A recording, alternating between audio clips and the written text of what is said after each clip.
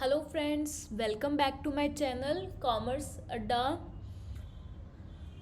My self is C Geetanjali Sharma. आज हम पढ़ने वाले हैं chapter unit costing. Unit costing को सिंगल और आउटपुट कोस्टिंग भी कहते हैं। ये चैप्टर आपके यूनिट थर्ड का है।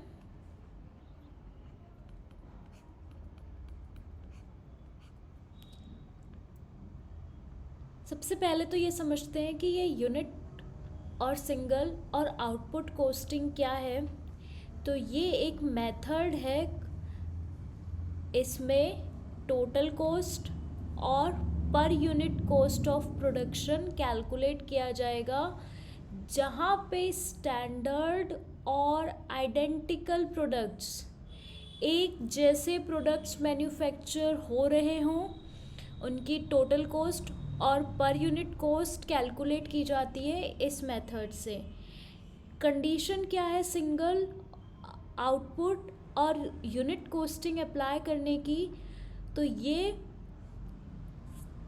इन दो कंडीशन, अगर ये दो कंडीशन फुलफिल हो रही है तो ये मेथड एप्लीकेबल होगा।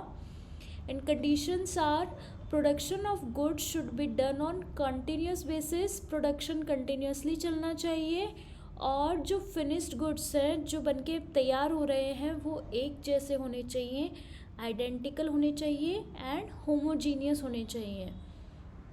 Methods of unit costing: cost sheet बनाकर टोटल कॉस्ट या पर यूनिट कॉस्ट कैलकुलेट कर सकते हैं, या स्टेटमेंट ऑफ कॉस्ट और प्रॉफिट बना सकते हैं, और थर्ड मेथड है प्रोडक्शन अकाउंट बना के। हम पढ़ते हैं अब कोस्ट शीट। कोस्ट शीट क्या होता है? कोस्ट शीट एक डॉक्यूमेंट है जिसमें total cost and per unit cost of product calculate की जाती है in an analytical and detailed form. हर तरह की कॉस्ट को पूरा डिटेल्ड फॉर्म में कोस्ट शीट में शो किया जाता है। कोस्ट शीट कितने टाइप्स की होती है? तो types of cost sheet: simple cost sheet, comparative cost sheet and tender cost sheet.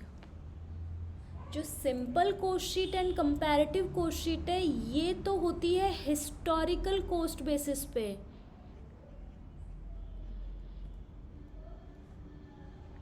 पहले कॉस्ट इनकर कर दी, उसके बाद में कोस्ट शीट बनाई जा रही है, वो तो कहलाएगी सिंपल कोस्ट शीट और कंपैरेटिव कोस्ट शीट। और कॉस्ट इनकर होने से पहले ही अगर ये चेक किया जाए कि कितनी कॉस्ट किस पर्टिकुलर उसकी लगनी चाहिए, जैसे मटेरियल पे कितना खर्चा होना चाहिए, लेबर पे कितना खर्चा होना चाहिए, या फैक्ट्री ओवरहेड कितने होने चाहिए, जब पहले ही अनुमान लगाया जाए तो वो कहलाएगी tender cost sheet. Tender cost sheet बनती है एस्टिमेटेड कॉस्ट के बेसिस पे।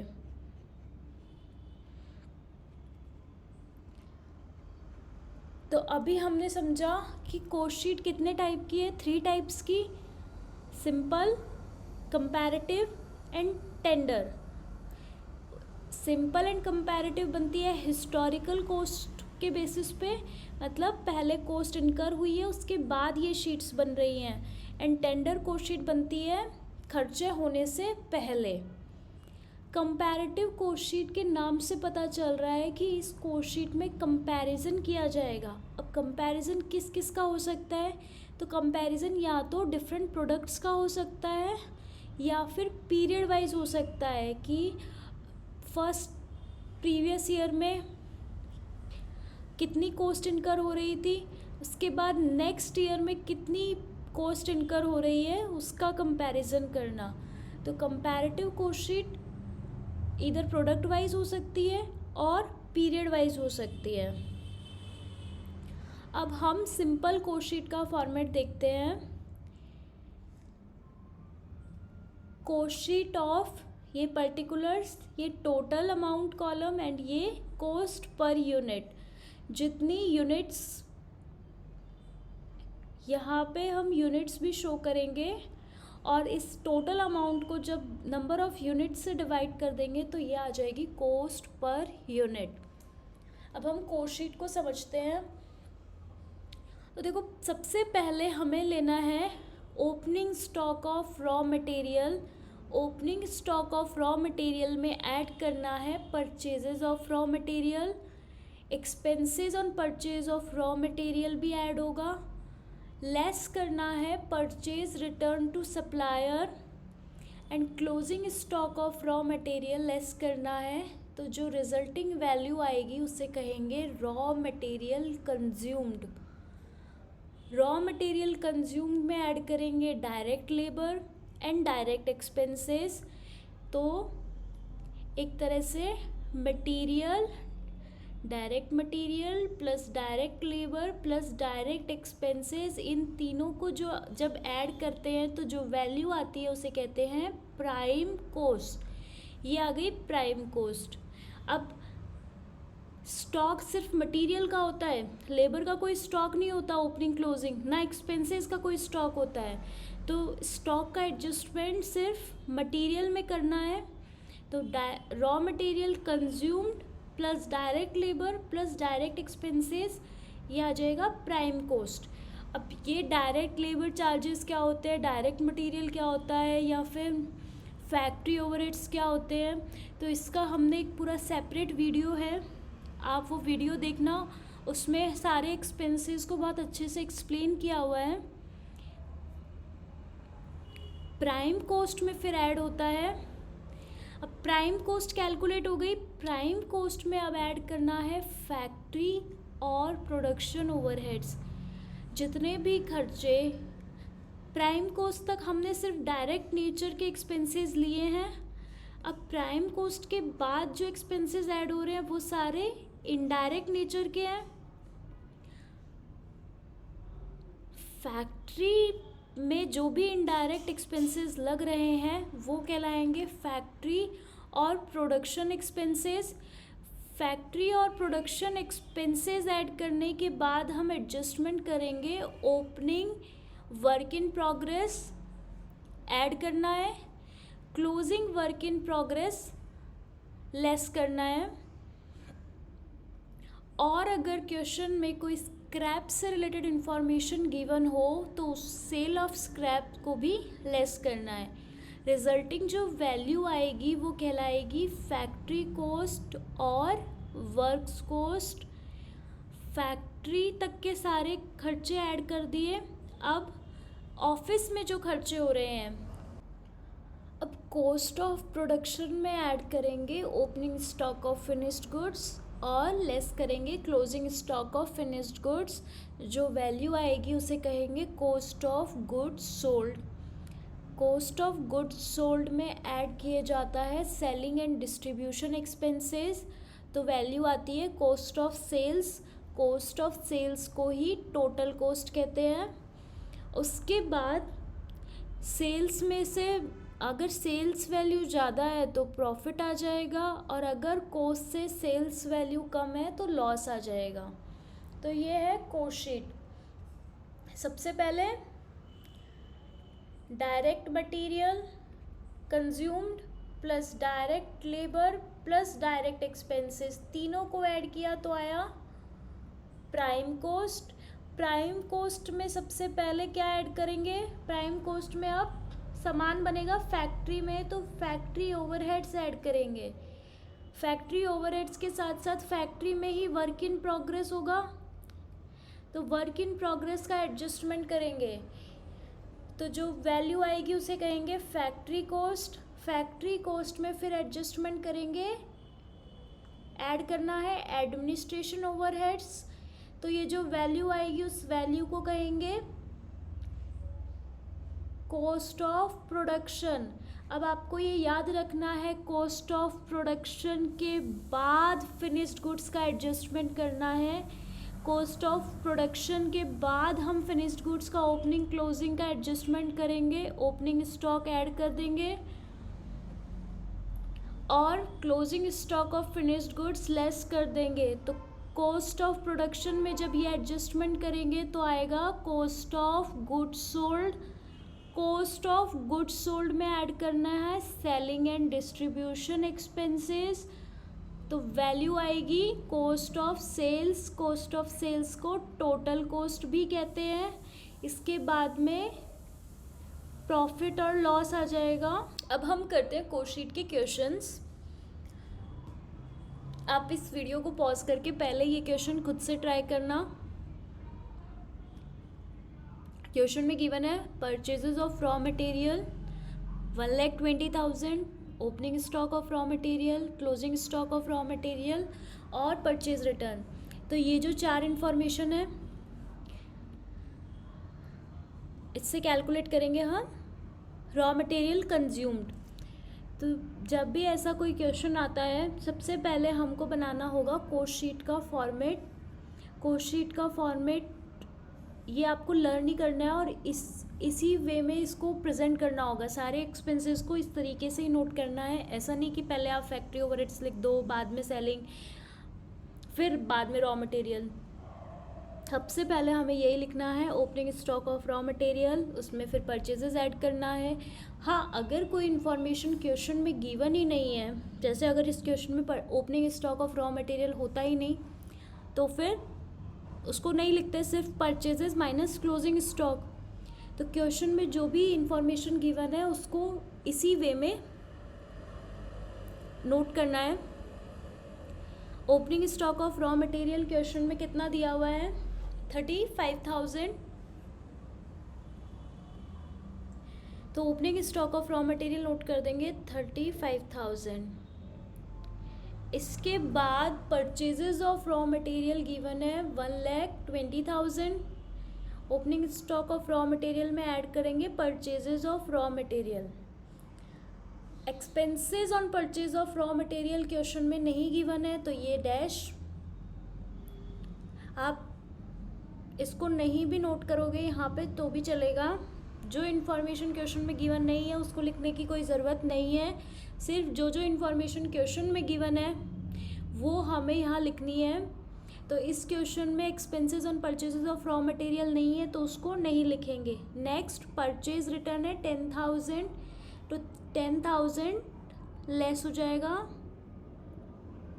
और closing stock of raw material question में गिवन है 20,000, तो 20,000 भी लेस करना है। तो रॉ मटेरियल कंज्यूम्ड आएगा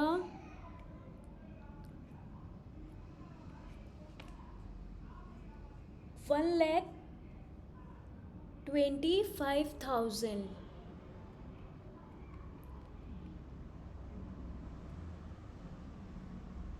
यूनिट्स प्रोड्यूस्ड यहाँ पे क्वेश्चन में लिखी हुई है 300, तो आप यहाँ पे भी लिख दीजिए यूनिट्स। ये कोस्ट शीट बनाई जा रही है 300 यूनिट्स की। तो अगर कोस्ट, अब यहाँ पे कोस्ट पर यूनिट निकालना है रॉ मटेरियल कंज्यूम्ड का, तो 1,25,000 डिवाइड बाई 300, तो ये आ जाएगा 416.67। इसके बाद क्वेश्चन में देखो वेजेस से रिलेटेड इंफॉर्मेशन क्या दी हुई है। तो प्रोडक्ट वेजेस पेड है 45,000 और प्रोडक्ट वेजेस इन अरियर्स है 15,000। तो चाहे आउटस्टैंडिंग हो चाहे पेड हो दोनों ही लेने हैं।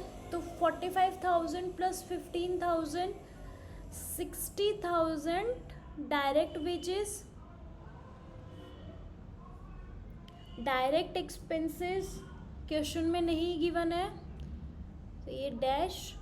1,25,000 प्लस 60,000 प्राइम कॉस्ट आ जाएगी 1,85,000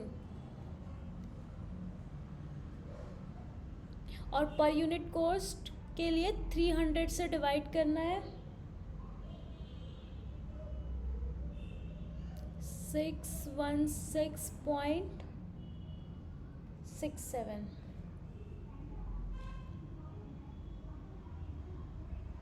इन दोनों का टोटल भी इतना ही आ रहा है 416 प्लस 200 616.67। अब फैक्ट्री और प्रोडक्शन ओवरहेड्स क्वेश्चन में गिवन है कि मशीन आवर वर्क 9000 आवर्स काम किया है और एक आवर की रेट है ₹5। तो ये फैक्ट्री ओवरहेड्स मशीन फैक्ट्री में काम में ली जाएगी। तो 9000 इंटू 5, ये 45,000 हमारा आ जाएगा factory overheads. Opening work in progress, question में वर्क इन प्रोग्रेस का ओपनिंग क्लोजिंग है नहीं, तो ये सारी इंफॉर्मेशन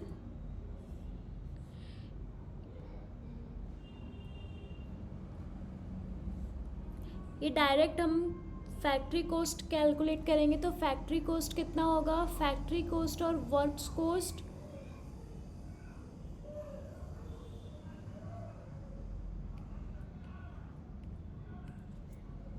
$230,000 फैक्ट्री कॉस्ट आ गया और पर यूनिट कॉस्ट 766.67। अब एडमिनिस्ट्रेटिव ओवरहेड फैक्ट्री कॉस्ट में ऐड करना होता है। एडमिनिस्ट्रेटिव ओवरहेड क्वेश्चन में गिवन है office overhead cost 5% of works cost. Works cost factory cost को ही कहते हैं, तो इसका 5%, इसका मतलब 2,30,000 का 5% ऑफ 2,30,000 ये आएगा 11,500। तो कॉस्ट ऑफ प्रोडक्शन आ जाएगा 2,41,500। फिनिश गुड्स का स्टॉक भी क्वेश्चन में गिवन नहीं है, ओपनिंग गिवन नहीं है, क्या क्लोजिंग भी गिवन है या नहीं है, तो उसके लिए क्वेश्चन को दोबारा देखते हैं। देखो क्वेश्चन में यहाँ लिखा हुआ है यूनिट प्रोड्यूस्ड 300 यूनिट बनाई है। इसके बाद नेक्स्ट पॉइंट में लिखा हुआ है 225 यूनिट्स ही बेची। 300 यूनिट्स प्रोड्यूस करी लेकिन यूनिट सिर्फ 225 ही बेची गई है। इसका मतलब अभी कुछ यूनिट्स हमारे पास स्टॉक में है, तो वो क्या कहलाएगी, closing stock of finished goods. Closing stock कितना आया, 75 यूनिट्स। अब 75 यूनिट्स ये तो पता चल गया क्लोजिंग स्टॉक है, लेकिन उसकी वैल्यू कितनी है, कितनी कॉस्ट होगी उसकी, तो वो कैलकुलेट करने के लिए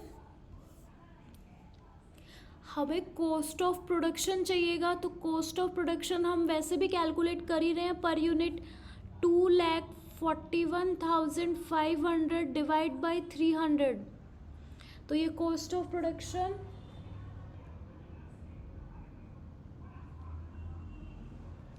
805, कॉस्ट पर यूनिट आई है 805। और closing stock of finished goods अभी हमने कैलकुलेट किया 75 यूनिट्स हमारे पास स्टॉक में है, तो 75 मल्टीप्लाई बाई 805, क्लोजिंग स्टॉक की कॉस्ट आ जाएगी 60,375। कॉस्ट ऑफ प्रोडक्शन में से लेस कर देंगे closing stock of finished goods, तो कॉस्ट ऑफ गुड्स सोल्ड आएगा। कॉस्ट ऑफ गुड्स सोल्ड आ जाएगा 1,81,125। Selling and distribution expenses, selling and distribution overhead है 200 पर यूनिट। अब इस 200 रुपीज़ को किससे मल्टीप्लाई करें, 300 यूनिट से मल्टीप्लाई करें या 225 से मल्टीप्लाई करें।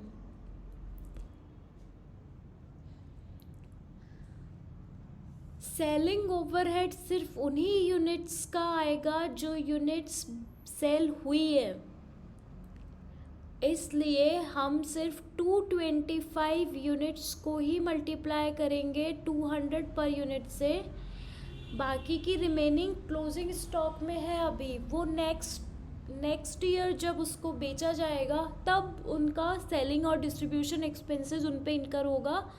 सेलिंग ओवरहेड सिर्फ बेची हुई यूनिट्स का ही लेना है, तो 225 मल्टीप्लाई बाय 200 ये आ जाएगा selling and distribution overhead. 225 multiply by 200 ये आ गया 45,000।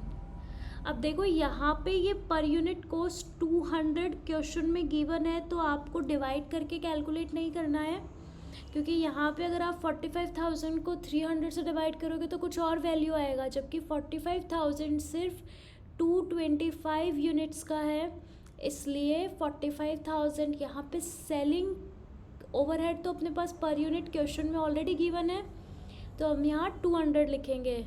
अब टोटल कॉस्ट कितनी आ गई? 2,26,125 और पर यूनिट कॉस्ट आ जाएगी 1005।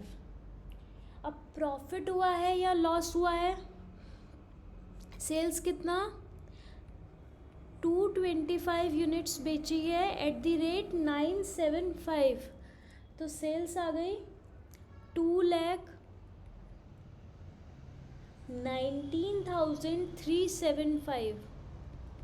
इसका मतलब यहाँ पे हमें लॉस हुआ है कितने रुपीज़ का? 6750 का लॉस है। 1005 इसकी कॉस्ट पर यूनिट आ रही है, जबकि सेल हुआ है सिर्फ 975 पर यूनिट पे, मतलब एक यूनिट पे 30 रुपये का नुकसान है। तो ये ऐसे आपको कॉस्ट शीट के क्वेश्चंस करने हैं। अब हम एक क्वेश्चन और करते हैं।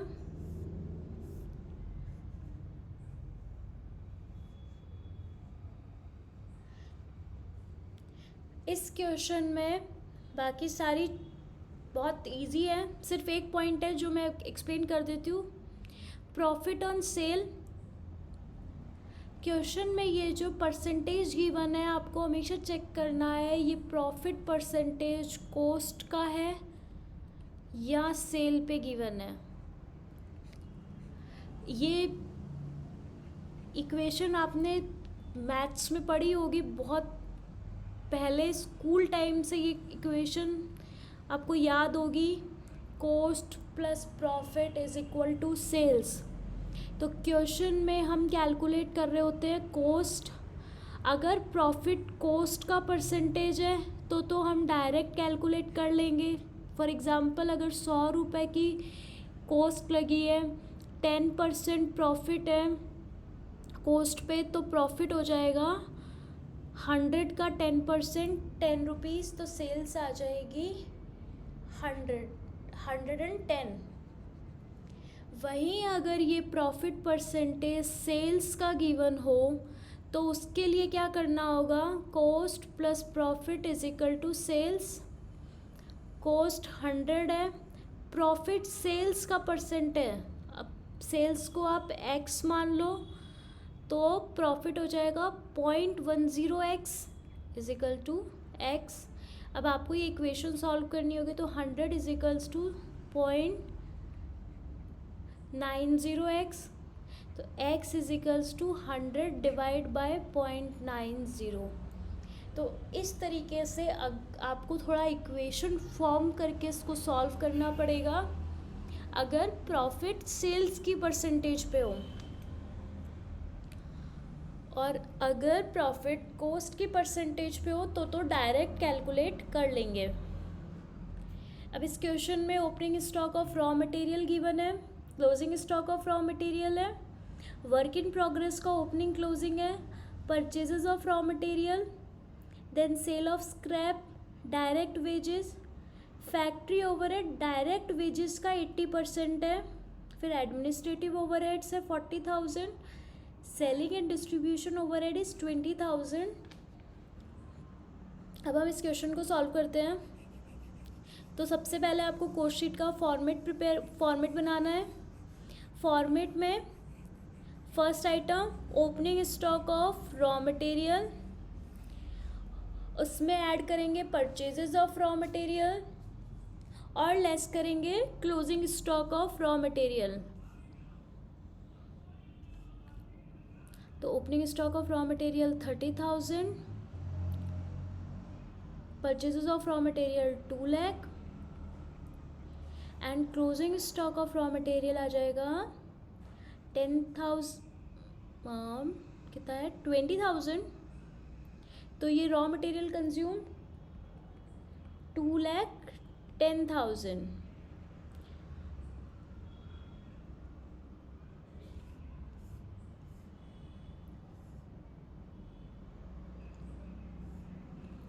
और ये 1000 यूनिट्स का है। तो कॉस्ट पर यूनिट के लिए 1000 से डिवाइड कर देंगे तो ये आ जाएगा 210। डायरेक्ट वेजेस हैं 1 लाख।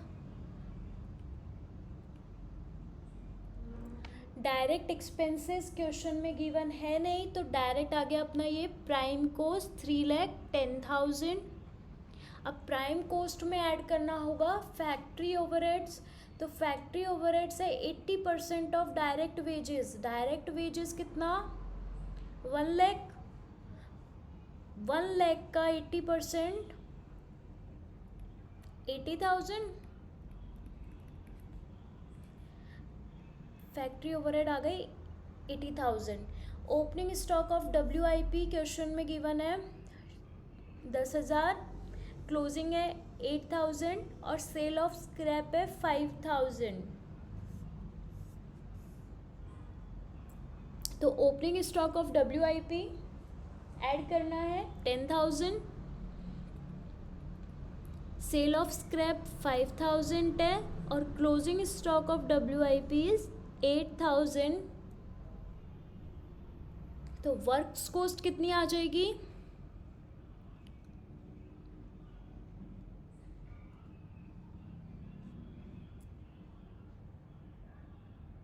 3,87,000।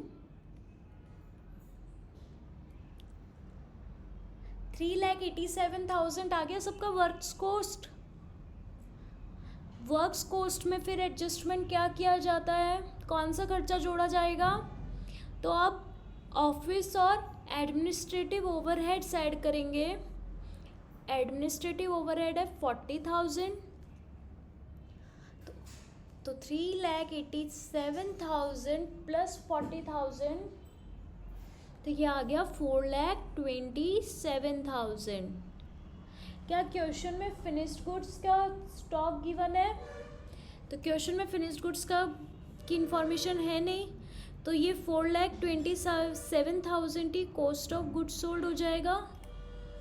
अब सेलिंग एंड डिस्ट्रीब्यूशन ओवरहेड है 20,000। तो selling and distribution overhead 20,000 add किया, ये आ गया 4,47,000।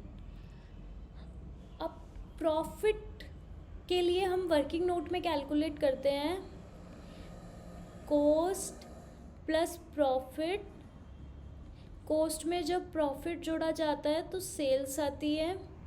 हमें पता है कि कॉस्ट है 4,40,000, लेकिन जो हमारे पास प्रॉफिट की इंफॉर्मेशन है वो है सेल्स का 20%। तो ये मान लेते हैं कि सेल्स x है, तो प्रॉफिट हो जाएगा 20% ऑफ x। अब हम इस इक्वेशन को सॉल्व करते हैं तो 4,47,000 is equals to x minus 0.20x। x is equals to 4,47,000 divide by 0.80। तो ये x सेल्स की वैल्यू कितनी आई 5,58,750। सेल्स आ गई 5,58,750। इसका 5,58,750 का 20% निकाल लो, या फिर 558,750 में से 447,000 लेस कर दो, तो ये आपका प्रॉफिट आ जाएगा 1,11,750। और कॉस्ट पर यूनिट कैलकुलेट करने के लिए 1000 से डिवाइड कर देना इस सब वैल्यू को, तो आपका कॉस्ट पर यूनिट आ जाएगा। आई होप आपको कॉस्ट शीट के क्वेश्चंस पे अब कमांड आ रहा है, तो इसके अब क्वेश्चंस आप रिमेनिंग क्वेश्चंस आप प्रैक्टिस करना। इसके बाद हमने इस सेशन के शुरू में पढ़ा था कॉस्ट शीट 3 टाइप्स की होती है, simple cost sheet, comparative cost sheet and tender cost sheet. Second type है comparative cost sheet. Comparative cost sheet simple cost sheet को ही जब एक से ज़्यादा प्रोडक्ट के लिए या एक से ज़्यादा पीरियड के लिए बनाया जाता है तो उसे कंपैरेटिव कॉस्ट शीट कह देते हैं। कंपैरेटिव कॉस्ट शीट क्यों प्रिपेयर की जाती है, तो क्लियर है, कंपैरिजन करने के लिए, prepared for making comparison of cost between 2 periods और 2 प्रोडक्ट्स। कंपैरेटिव कॉस्ट शीट का ये इसका फॉर्मेट है, सेम है जो हमने सिंपल कॉस्ट शीट में पढ़ा है, बस जिनका कंपैरिजन कर रहे हैं एक इस साइड आ जाएगा अमाउंट पर यूनिट, और दूसरा अगर प्रोडक्ट्स का कर रहे हैं तो फॉर एग्जांपल प्रोडक्ट ए का कॉस्ट डेटा इस साइड आ गया एंड प्रोडक्ट बी का कॉस्ट डेटा इस साइड आ गया, तो ये है comparative cost sheet. Third, tender cost sheet. Tender cost sheet estimated cost के बेसिस पे बनती है। अब टेंडर कॉस्ट शीट बनाई क्यों जाती है, तो या तो प्राइस कोट करने के लिए, टेंडर सबमिट करने के लिए एक प्राइस चाहिए होती है तो उस प्राइस को कोट करने के लिए, या फिर बजट्स प्रिपेयर करने के लिए, ये चेक करने के लिए कि ऑर्डर को एक्सेप्ट करना चाहिए या रिजेक्ट करना चाहिए, या फिर कॉस्ट कंट्रोल पर्पस से भी कॉस्ट शीट जो बनाई जाती है वो टेंडर कॉस्ट शीट। अब टेंडर कॉस्ट शीट के लिए आपको कुछ चीज़ें, क्योंकि टेंडर कॉस्ट शीट ऐसा तो है नहीं कि कॉस्ट पहले ही हो चुकी लग गई है, हमको सिर्फ उसको नोट डाउन करना है। टेंडर कॉस्ट शीट में ऐसा तो होगा नहीं, तो टेंडर कॉस्ट शीट में हम कॉस्ट किस बेसिस पे लेंगे, तो प्रीवियस ईयर का जो कॉस्ट शीट होगी उसके डेटा को बेस बनाकर हम आगे आने वाले साल का जो एस्टिमेशन करेंगे, उस एस्टिमेशन में हमें कुछ पॉइंट्स ध्यान रखने हैं। वो पॉइंट्स क्या क्या हैं, तो पहला पॉइंट तो ये है जो आपको पता भी होगा कि प्राइम कॉस्ट में आते हैं direct material, direct labour and direct expenses. तो प्राइम कॉस्ट हमेशा वेरिएबल इन नेचर होगी। अब वेरिएबल इन नेचर का मतलब जैसे जैसे यूनिट्स बढ़ेगा वैसे वैसे कॉस्ट इंक्रीज़ होगी, लेकिन वेरिएबल कॉस्ट में आपको एक चीज़ ये हमेशा ध्यान रखनी है कि वेरिएबल कॉस्ट पर यूनिट हमेशा फिक्स्ड होती है, और वेरिएबल कॉस्ट टोटलिटी में ये चेंज होती है। टोटलिटी में वेरिएबल रहेगी लेकिन पर यूनिट जो कॉस्ट होगी वो फिक्स्ड रहेगी। जैसे 10 रुपये अगर डायरेक्ट मटेरियल की कॉस्ट है तो पर यूनिट तो 10 ही रहेगा, लेकिन अगर हम टोटल डायरेक्ट मटेरियल की बात करेंगे तो वो चेंज होगा। इसके साथ सेकंड पॉइंट, फैक्ट्री ओवरहेड्स। अगर क्वेश्चन में कुछ नहीं गिवन है तो डायरेक्ट वेजेस के परसेंटेज पे लेंगे। एडमिनिस्ट्रेटिव ओवरहेड को फिक्स्ड मानना है। हाँ, अगर क्वेश्चन में कोई और इन्फॉर्मेशन गिवन है तो हमको क्वेश्चन को ही भगवान मानना है, क्वेश्चन जो कह रहा है वैसे सॉल्व करेंगे। लेकिन अगर क्वेश्चन में कुछ नहीं गिवन है तो prime cost variable, factory overheads direct wages का परसेंटेज लेना है, एडमिनिस्ट्रेटिव ओवरहेड फिक्स्ड रहेंगे, and selling and distribution overhead इसको आपको वर्किंग नोट में मेंशन कर देना है कि आपने इसको किसके परसेंटेज पे लिया है। सेल्स के परसेंटेज पे ले सकते हैं, कॉस्ट ऑफ प्रोडक्शन के परसेंटेज पे ले सकते हैं, या वर्क्स कॉस्ट पे। जो भी आप इसका बेसिस ले रहे हैं वो आपको वर्किंग नोट में मेंशन करना होगा। अभी जैसे ये क्वेश्चन है, इसमें आपको कैलकुलेट करना है work cost and total cost. Opening stock of raw material 1 lakh, purchases of raw material 24 lakh, carriage of raw material 1 lakh 20, closing stock of raw material. पहले मैं सिर्फ रॉ मटेरियल की इन्फॉर्मेशन देख रही हूँ कि रॉ मटेरियल की इन्फॉर्मेशन में सबसे पहले फर्स्ट स्टेप में हम कैलकुलेट करेंगे raw material consumed, opening plus purchases plus carriage minus closing, ये आ गया रॉ मटेरियल कंज्यूम्ड।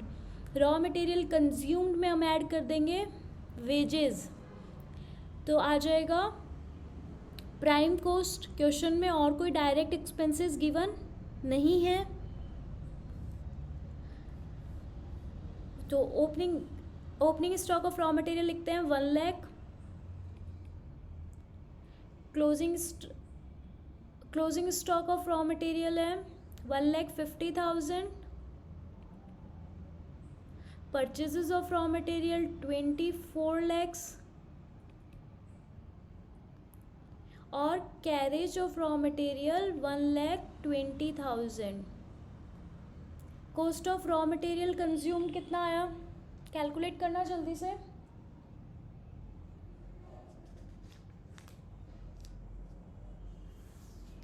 इसके बाद वेजेस 14 लाख वेजेस ऐड करना है, तो अब प्राइम कॉस्ट आ जाएगा।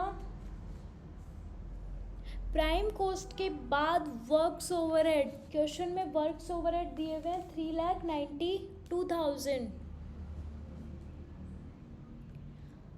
Cost of raw material consume 24,70,000 and wages 14 lakh. तो प्राइम कॉस्ट कितना आया, प्राइम कॉस्ट इज 38,70,000। इसके बाद वर्क ओवरहेड गिवन है 3,92,000, तो वर्क ओवरहेड ऐड करेंगे प्राइम कॉस्ट में, तो वर्क्स कॉस्ट आ जाएगा 42,62,000। अब स्टैब्लिशमेंट एंड जनरल एक्सपेंसेस भी क्वेश्चन में गिवन है 2,98,340, 298,340, तो टोटल कॉस्ट आ गया 45,60,000। अभी यहाँ तक तो वही कॉस्ट शीट वाला कंसेप्ट ही है। अब इसमें नया क्या है, तो देखो इस यहाँ ये कैलकुलेट करने के बाद क्वेश्चन क्या पूछ रहा है, हमको वर्क्स कॉस्ट कैलकुलेट करनी थी, टोटल कॉस्ट कैलकुलेट करनी थी। अब नेक्स्ट पॉइंट है the percentage of work overhead cost to the wages. अब वर्क ओवरहेड कॉस्ट कौन सी, सॉरी वर्क्स ओवरहेड कॉस्ट है 3,92,000। क्वेश्चन जो पूछ रहा है वही कैलकुलेट करते हैं। थर्ड पॉइंट में क्वेश्चन कह रहा है हमें परसेंटेज कैलकुलेट करना है वर्क ओवरहेड टू वेजेस। अब वर्क ओवरहेड 3,92,000, ये वेजेस का कितना परसेंटेज है, तो 14 लाख मल्टीप्लाई बाय 100, ये आ गया 28%। इसके बाद नेक्स्ट क्वेश्चन पूछ रहा है percentage of establishment and general charges to works cost. हमें ये इस्टेब्लिशमेंट एंड जनरल चार्जेस का परसेंटेज कैलकुलेट करना है वर्क्स कॉस्ट के बेस उस पर। तो establishment general expenses divide by works cost multiply by 100। Establishment and general expenses है 2,98,340, इसको डिवाइड कर देंगे वर्क्स कॉस्ट से जो कि आया है 42,62,000 मल्टीप्लाई बाय 100, तो ये आ गया 7%। अब क्वेश्चन कह रहा है work out what price the company should quote for a motor car which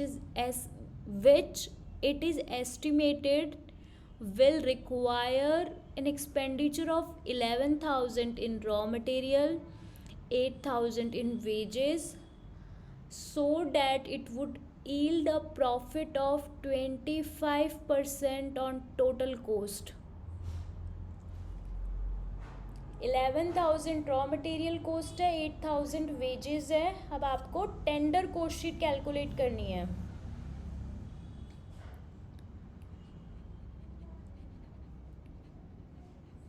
tender cost sheet में एस्टिमेशन ही होता है. तो डायरेक्ट मटेरियल कोस्ट क्वेश्चन में गिवन है 11,000. वेजेस कोस्ट भी क्वेश्चन में गिवन है 8,000. तो डायरेक्ट मटेरियल इसमें ऐड करेंगे direct wages. Direct wages is 8,000. ये आ जाएगी प्राइम कोस्ट. प्राइम कोस्ट में एडजस्टमेंट होता है फैक्ट्री ओवरहेड्स. अब फैक्ट्री ओवरहेड्स कैसे लें? तो देखो, ये जो परसेंटेज हमने कैलकुलेट किया है इस डायरेक्ट वेजेस का 28% फैक्ट्री ओवरहेड और वर्क ओवरहेड है. तो 8,000 का 28% आ जाएगा फैक्ट्री ओवरहेड. 28% ऑफ 8,000 है 2,240. प्राइम कोस्ट में फैक्ट्री ओवरहेड ऐड किया तो ये आया वर्क्स कोस्ट 21,240. वर्क्स कोस्ट में अब ऐड करेंगे इस्टेब्लिशमेंट एंड जनरल चार्जेस. तो इस्टेब्लिशमेंट एंड जनरल चार्जेस का भी परसेंटेज कैलकुलेट किया है 7%. 7% किसका लिया है? वर्क्स कोस्ट का लिया है. तो इस क्वेश्चन में हम लेंगे 7% ऑफ 21,240. मैंने आपको पहले ही कहा था, अगर क्वेश्चन में कुछ भी और हिंट गिवन हो, कोई और इन्फॉर्मेशन गिवन हो, तो हमें हमेशा उसी परसेंटेज पे कैलकुलेट करना है. वैसे तो एडमिनिस्ट्रेटिव ओवरहेड फिक्स्ड होते हैं, लेकिन क्योंकि इस क्वेश्चन में पहले ही हमसे ये कुछ फॉर्मूला कैलकुलेट करवा लिया कि इसको इसके परसेंटेज पर कैलकुलेट करना है, तो हम उसी वे में इसको आगे सॉल्व करते जा रहे हैं. 7% ऑफ 240 आ गया 1487. तो ये आ गया टोटल कॉस्ट.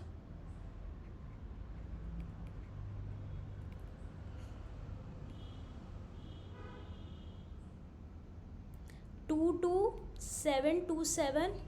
और प्रॉफिट परसेंटेज कॉस्ट का 25% है. तो प्रॉफिट 25% ऑफ 22,727 आ जाएगा 5,682. तो सेलिंग प्राइस जो हमें कोट करनी होगी वो आ जाएगी 28,409. तो यहाँ आपका कोस्ट शीट चैप्टर कंप्लीट होता है.